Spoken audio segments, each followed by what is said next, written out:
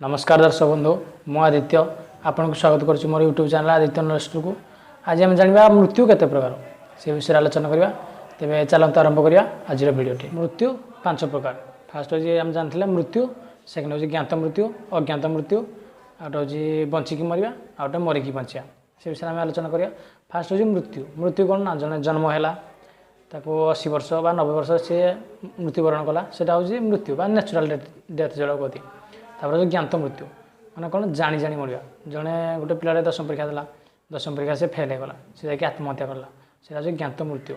तापर जो अज्ञात मृत्यु, अज्ञात मृत्यु कौन ना आप रास्तार जाऊँच पछाड़ गोटे ट्रक आसी आपको पिटिदेला, आपड़ से ही मरीगले, से हूँ अज्ञात मृत्यु।